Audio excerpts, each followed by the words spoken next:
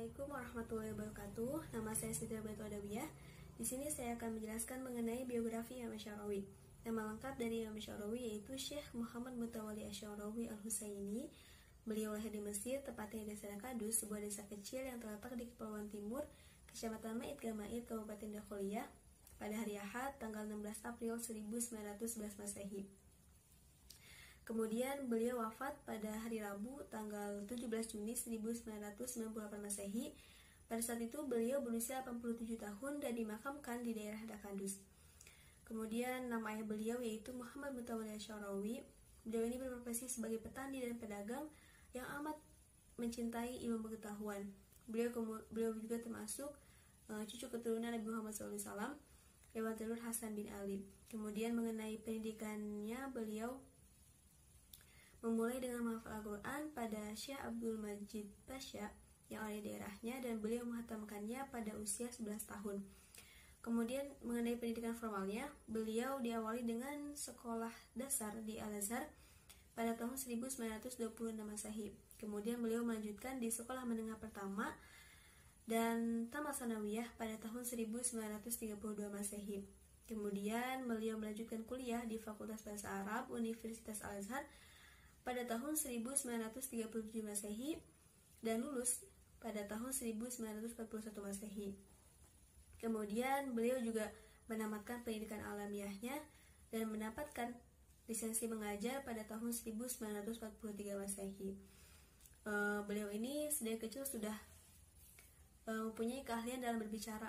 Berbicara itu sangat mumpuni. Ini dibuktikan ketika beliau sering mengisi ceramah-ceramah di masjid di daerahnya sampai beliau lulus di Universitas Al-Azhar. Kemudian mengenai karirnya, beliau pernah mengajar di Ma'had Al-Azhar, kemudian beliau juga pernah menjadi ketua misi Al-Azhar di Aljazair pada tahun 1966 Masehi. Kemudian beliau juga pernah menjadi dosen tafsir hadis di Fakultas Syariah Universitas Malik Abdul Aziz pada tahun 1950 Masehi. Kemudian beliau juga sempat diangkat menjadi wakil kepala sekolah Al-Azhar dan juga beliau sempat menjadi direktur pengembangan dakwah di Departemen Wakaf pada tahun 1961 Masehi. Kemudian beliau mulai terkenal ketika beliau menjadi dai pada tahun 1973 Masehi. Beliau juga pernah sempat ditawarkan mengisi acara pada stasiun televisi di Mesir. Kemudian dari situlah nama beliau mulai mencuat menjadi sebagai dai kondang. Selanjutnya yaitu latar belakang munculnya tafsir Syarawi. Dinamakan tafsir Syarawi itu diambil dari nama pemilik idenya yaitu Muhammad Mutawalli Asy-Syarawi. Tafsir Syarawi juga biasa disebut dengan tafsir khawatir haula Al-Qur'anul Karim. Pada pendahuluan tafsir tersebut, Asy-Syarawi menuturkan bahwasannya renungan terhadap Al-Quran belum bisa disebut dengan tafsiran Al-Quran, karena menurutnya itu hanyalah pemikiran yang terlintas dalam hati seorang mukmin ketika membaca Al-Quran. Karena yang berhak untuk menafsirkan Al-Quran ini hanyalah Nabi Muhammad SAW, karena kepada beliaulah Al-Quran itu diturunkan. Tetapi Rasul itu menjelaskan banyak hal mengenai ibadah, karena pada saat itu tafsiran itu sangat dibutuhkan, lain halnya dengan rahasia-rahasia Al-Quran mengenai alam semesta. Rasul itu tidak disampaikan karena pada saat itu kondisi intelektualnya tidak memungkinkan untuk disampaikan. Tetapi seiring dengan berjalannya kemajuan budaya dan ilmu pengetahuan, Allah pun mengungkapkan rahasia-rahasia Al-Quran itu melalui apa yang bisa kita tangkap dan kita bisa pahami dari Al-Quran. Dari pendahuluan tersebut bisa kita tangkap bahwasannya tafsir khawatir ini disebut tafsir khawatir karena Imam Asy-Syarawi ini sebelum menafsirkan Al-Quran itu beliau merenung terlebih dahulu. Ini diperkuat oleh Muhammad Rajab Al-Basyumi bahwasannya Imam Asy-Syarawi sebelum menyampaikan suatu tema, beliau menyendiri terlebih dahulu untuk berpikir dan merenung. Setelah itu beliau keluar dan membawa ilmu yang Allah berikan. Karena bahwasannya ketika seorang itu menyendiri, maka seseorang itu bisa berkonsentrasi dan menghasilkan hasil yang maksimal. Perlu kita ketahui juga bahwasannya Imam Asy'arawi ini tidak menulis buku-bukunya karena menurutnya kalimat yang disampaikan dan diperdengarkan secara langsung itu lebih mengena daripada sesuatu yang ditulis gitu, karena semua orang itu ingin mendengarkan secara langsung dari sumbernya yang asli dibanding dengan membaca kitabnya. Kitab Asy'arawi ini juga merupakan kitab kolaborasi dari murid-murid beliau, yaitu Muhammad As-Sirawi dan Abdul Waris Al-Dasuki, dari pidato-pidato dan ceramah-ceramah beliau. Tafsir Asy'arawi ini juga diterbitkan pada tahun 1991 Masehi. Tafsir ini juga merupakan golongan dari tafsir bilisan atau tafsir sauti, yang mana berarti tafsir ini tuh merupakan tafsir dari hasil pidato-pidato dan ceramah-ceramah yang dibukukan. Sekian dari saya. Baik teman-teman, di sini saya akan menjelaskan tentang metode tafsir, yang mana dalam metode tafsir ini ada 4 poin yang ingin saya sampaikan. Yang pertama adalah pada poin A dari segi sumber penafsirannya. Metode tafsir khawatir haula Al-Quranul Karim bila ditinjau dari segi sumber penafsirannya menggunakan metode bil iqtiran, perpaduan antara bil manqul dan bil ma'qul, adalah cara menafsirkan Al-Quran yang didasarkan atas perpaduan antara sumber tafsir riwayah yang kuat dan sahih dengan sumber hasil ijtihad pikiran yang sehat. Kemudian pada poin yang B, dari segi cara menjelaskannya, metode tafsir bila ditinjau dari segi cara menjelaskannya terhadap tafsiran ayat-ayat Al-Quran, maka metode tafsir khawatir haula Al-Quranul Karim adalah metode bayani, yaitu penafsiran dengan cara menafsirkan ayat-ayat Al-Quran hanya dengan memberikan keterangan secara deskripsi, tanpa memberikan riwayat ataupun pendapat, dan tanpa menilai antar sumber. Pada poin C, dari segi keluasan penjelasan tafsirannya, metode tafsir Asy'arawi bila ditinjau dari segi keluasan penjelasan tafsirannya adalah menggunakan metode tafsir Ibn Nabi, yaitu penafsiran dengan cara menafsirkan ayat-ayat Al-Quran secara mendetail dengan uraian-uraian yang panjang lebar sehingga cukup jelas dan terang yang banyak disenangi oleh para cerdik pandai. Kemudian pada poin yang D, dari segi sasaran dan tertib ayat-ayat. Bila ditinjau dari segi sasaran dan tertib ayat-ayat yang beliau tafsirkan, maka tafsir khawatir haula Al-Quranul Karim menggunakan metode tahlili, yaitu menafsirkan ayat-ayat Al-Quran dengan cara urut dan tertib sesuai dengan uraian ayat-ayat dan surat-surat dalam mushaf, dari awal surah Al-Fatihah hingga akhir surah An-Nas. Lanjut ke poin yang nomor 2. Adapun aliran tafsir Asy'arawi.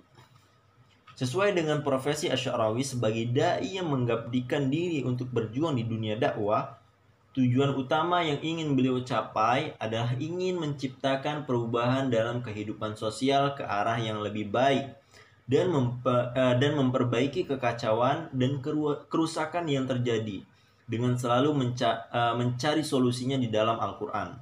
Maka ketika beliau merenungkan dan menafsirkan suatu ayat, yang ada di benak beliau hanyalah usaha bagaimana ayat tersebut bisa dipahami dengan mudah oleh para pendengar dan bisa diterima serta dijadikan pedoman dalam kehidupan sosial. Penguasaan beliau akan ilmu bahasa sangat terlihat dari cara beliau menginterpretasikan makna lafaz-lafaz tertentu dan menjabarkan penjelasan hingga mendapatkan kesimpulan yang tepat. Pada poin yang ketiga, adapun pendapat ulama tentang tafsir Asy'arawi, saya pada kesempatan ini saya mengambil pendapatnya Syekh Yusuf Al-Qaradawi tentang tafsir Asy'arawi. Kita mengetahui bahwa Syekh Mutawalli Asy'arawi adalah seorang pendakwah yang masyhur, yang sangat disegani dan diakui oleh umat muslim di seluruh dunia. Syekh Yusuf Al-Qaradawi mengatakan bahwa Asy'arawi sebagai penafsir yang handal. Penafsirannya tidak terbatas pada ruang dan waktu, tetapi juga mencakup kisi-kisi kehidupan lainnya.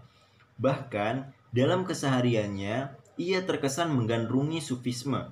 Kendati sebagian orang menantang kehidupan sufi, ia tetap bersikuku dengan prinsip hidupnya. Pada poin yang keempat, adapun keistimewaan dan kekurangan tafsir Asy-Sya'rawi, yang pertama adalah penggunaan bahasa yang sederhana sehingga sangat mudah dipahami. Perumpamaan-perumpamaan yang dipakai pun sangat sederhana dan selalu berhubungan dengan realita kehidupan di masyarakat. Pendalaman terhadap satu tema, pembahasan dengan menggunakan analisa bahasa yang begitu detail dan mendalam, selalu mendapat menyelesaikan masalah rumit dengan cara sederhana hingga menghasilkan kesimpulan yang memuaskan dan selalu didasari argumentasi yang kuat dan logis. Inilah keistimewaan daripada tafsir Asy-Sya'rawi. Namun, meskipun dengan begitu banyak keistimewaan-keistimewaannya, tetaplah dalam suatu penafsiran Al-Quran itu pasti memiliki yang namanya kekurangan.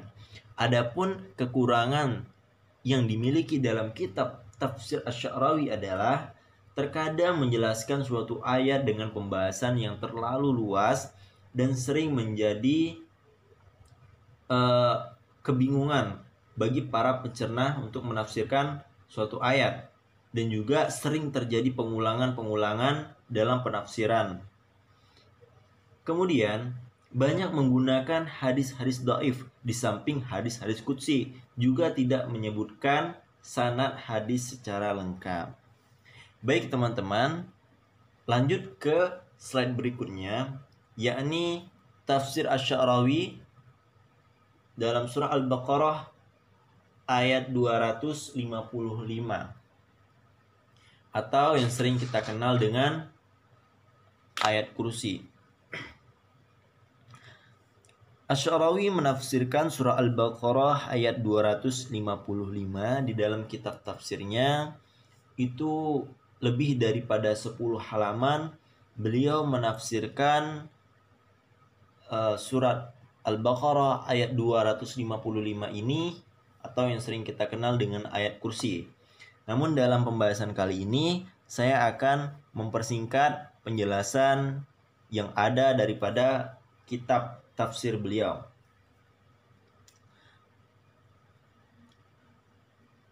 Langsung masuk pada penafsiran yang pertama. Bismillahirrahmanirrahim. Allahu la ilaha illa huwal hayyul qayyum. Di dalam tafsir Asy-Sya'rawi, beliau menafsirkan Allahu la ilaha illa huwal hayyul qayyum. Itu kurang lebih ada 3-4 halaman beliau menjabarkan tentang makna daripada Allahu la ilaha illa huwal hayyul qayyum.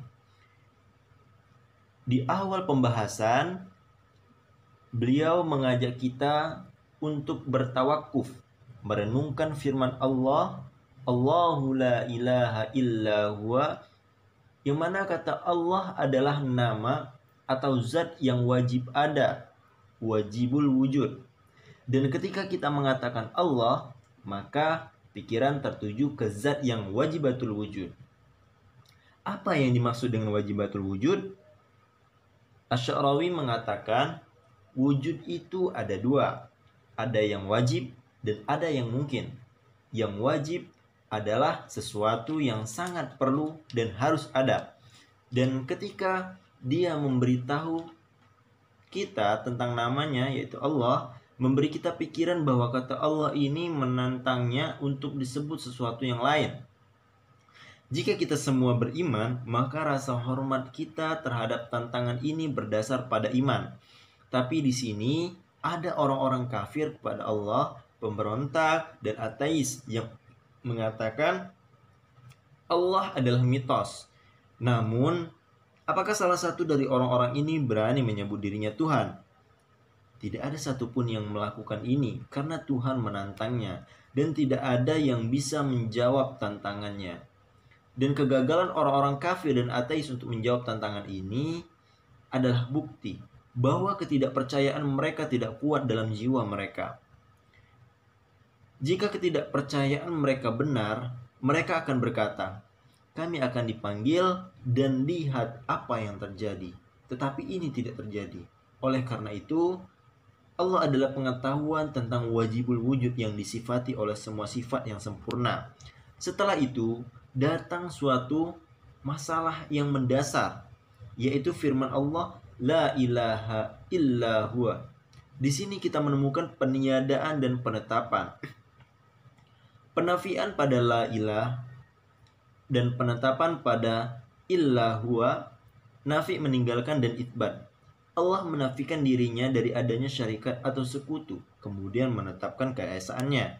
Dan la ilaha illallah artinya tidak ada yang benar-benar disembah selain Allah. Dan kita tahu bahwa sebagian dari kita manusia dalam kelalaian. Ada yang menyembah berhala dan menyembah bintang-bintang. Tapi apakah mereka Tuhan yang benar atau tidak? Dia adalah Tuhan yang batil. Bukti dari benarnya masalah ini yaitu tidak ada Tuhan selain Allah. Artinya tidak ada yang disembah selain Allah. Tidak ada satupun dari Tuhan-Tuhan tersebut yang benar pada kasus ini. Jadi masalah ini tuntas. Kemudian Asy'arawi menafsirkan Al-Hayyu itu bermakna kehidupan yang kekal tanpa kematian. Jadi Allah Subhanahu wa ta'ala itu kekal dan tidak akan mati. Jikalau Tuhan itu mati, maka perlu dipertanyakan keesaan daripada Tuhan itu sendiri. Dan Al-Qayyum, makna kata menurut tafsir Asy'arawi adalah selalu ada untuk mengatur makhluknya dan menjaganya. Bayangkan betapa banyaknya manusia yang ada di dunia ini, jikalau tidak ada yang mengatur tanpa kuasa Sang Ilahi Rabbi, maka semua tidak akan berjalan dengan sebagaimana mestinya. Ini adalah salah satu bukti kekuasaan Allah itu adalah kekal. Allah itu adalah esa. Dan makanya ini ada kaitannya dengan lafaz la ilaha illa huwa. Tidak ada Tuhan melainkan Dia, yaitu Allah Subhanahu wa ta'ala yang layak kita sembah. Kemudian la ta'khudhuhu sinatu wala naum, yang artinya la ta'khudhuhu sinatu wala naum, tidak mengantuk dan tidak tidur. Jadi mana mungkin Allah Subhanahu wa ta'ala, Tuhan yang Maha Esa, itu mengantuk, apalagi tidur. Kenapa lafaz la ta'khudhuhu itu lebih didahulukan daripada wala naum?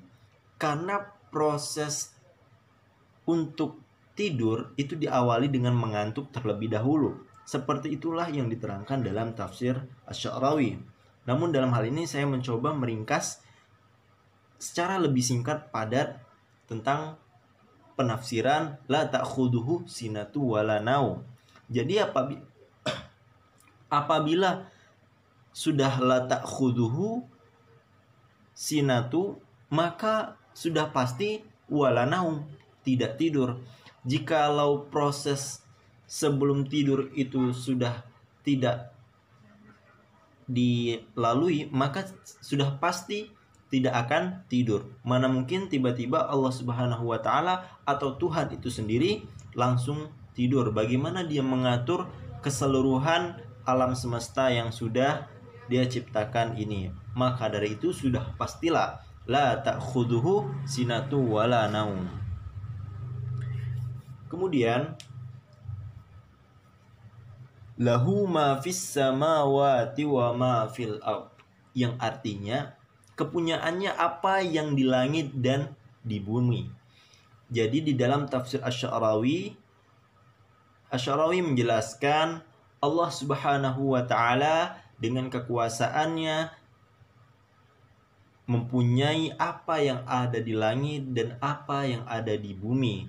Dan Allah dengan kekuasaannya, dengan keesaannya, tidak tidur dan tidak mengantuk, dengan segala kekuatannya yang maha dahsyat, maka Allah Subhanahu wa taala tidak merasa keberatan untuk mengatur atas apa yang ada di langit dan apa yang ada di bumi.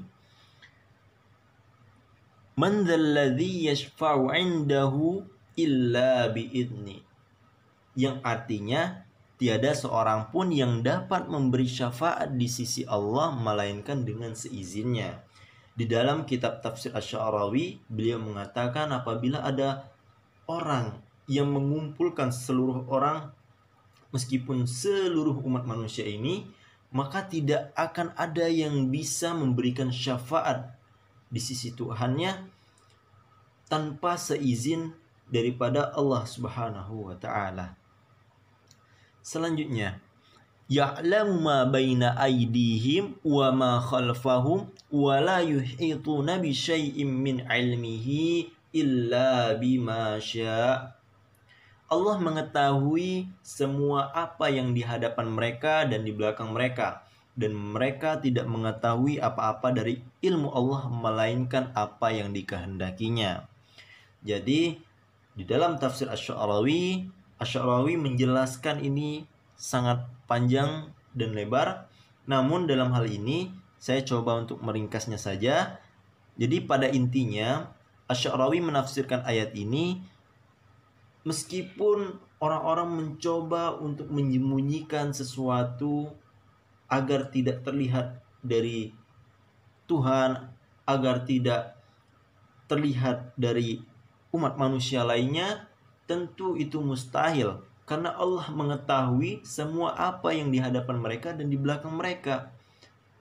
Dan juga karena keterbatasan manusia itu sendiri, maka mereka itu tidak mengetahui apa-apa daripada ilmu Allah, melainkan apa yang dikehendaki oleh Allah itu sendiri.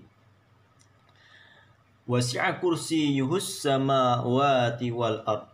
Kursi Allah meliputi langit dan bumi.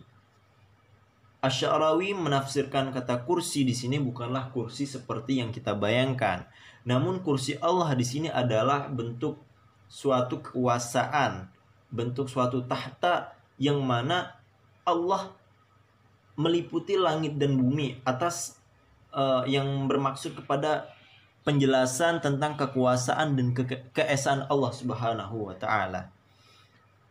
Wala ya'uduhu hifzuhuma wa huwal 'aliyyul 'azim. Dan Allah tidak merasa berat memelihara keduanya, dan Allah Maha Tinggi lagi Maha Besar. Artinya dengan kursinya Allah, dengan tahtanya Allah, dengan kekuasaannya Allah, Allah tidak berat untuk memelihara antara langit dan bumi. Karena Allah itu adalah Al-Ali, yang Maha Tinggi, dan Al-Azim, yaitu yang Maha Besar. Demikianlah yang dapat saya sampaikan. Kami tutup. Wassalamualaikum warahmatullahi wabarakatuh.